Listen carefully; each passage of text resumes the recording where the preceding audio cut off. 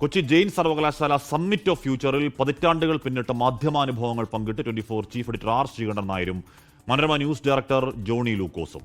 Masters of the mike എന്ന സംവാദ പരിപാടിയിലാണ് ഇരുവരും വാർത്താ ലോകത്തെ മാറ്റങ്ങളെക്കുറിച്ച് സംസാരിച്ചത്. ടെലിവിഷൻ രംഗത്തുണ്ടായ മാറ്റങ്ങളും സമൂഹ മാധ്യമങ്ങളിലെ ഗുണദോഷങ്ങളുമായിരുന്നു ചർച്ചാ വിഷയം. വലിയ മാറ്റങ്ങളുണ്ടായ കാലത്തിലൂടെയാണ് ടെലിവിഷൻ രംഗം കടന്നുപോകുന്നതെന്ന് 24 chief editor R Sreekandan Nair പറഞ്ഞു. സോഷ്യൽ മീഡിയ ഒരു വലിയ പ്ലാറ്റ്ഫോമാണ്. വാർത്തകൾ വേഗത്തിലെത്തിക്കാൻ കഴിയും. എന്നാൽ സോഷ്യൽ മീഡിയ പങ്കുവയ്ക്കുന്ന പല വിവരങ്ങളും വസ്തുതാപരമാണോ എന്ന് ആഴത്തിൽ ചിന്തിക്കേണ്ടതുണ്ടെന്നും ആർ ശ്രീകണ്ഠൻ നായർ. ഈ നമ്മളിപ്പോൾ സോഷ്യൽ മീഡിയയിൽ നിന്നൊരു വാർത്ത എടുക്കുന്നുണ്ടോ ഒരു അപരാധമായിട്ട് എനിക്ക് തോന്നുന്നില്ല. കാര്യം നമുക്ക് പക്ഷേ അത് പ്രോപ്പറായിട്ട് നമ്മൾ ചെക്ക് ചെയ്ത് അത് അതിനകത്ത് വസ്തുതയുണ്ടോ എന്ന് അന്വേഷിച്ചിട്ടേ നമ്മൾ ടെലികാസ്റ്റ് ചെയ്യാൻ പാടുള്ളൂ. ഇപ്പം നമ്മളൊരാൾ മരിച്ചു എന്ന് ഇപ്പം ഞാൻ മരിച്ചു എന്നൊരു വാർത്ത കിട്ടിയാൽ ജോണി തീർച്ചയായിട്ടും ചെക്ക് ചെയ്യും എൻ്റെ ചാക്കാല നടന്നു. കാരണം അത് അല്ലെങ്കിൽ പിന്നെ ഞാൻ വിളിച്ചു ചോദിക്കത്തില്ല എന്താ ജോണി ഞാൻ മരിച്ചെന്ന് വാർത്ത കൊടുത്തെന്ന് ചോദിക്കില്ലേ.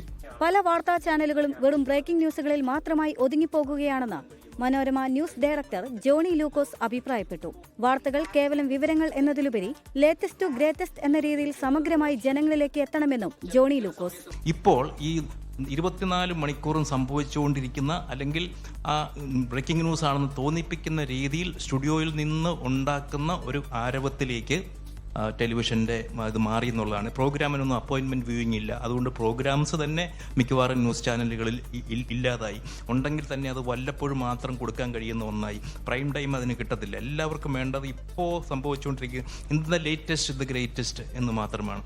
മാധ്യമരംഗത്തെ ദശാബ്ദങ്ങൾ നീണ്ട തങ്ങളുടെ അനുഭവ സമ്പത്തും വാർത്താ അവതരണ ശൈലിയിൽ കാലാകാലങ്ങളിൽ വന്ന മാറ്റങ്ങളെക്കുറിച്ചും ഇരുവരും സംവദിച്ചു. 24 കൊച്ചി.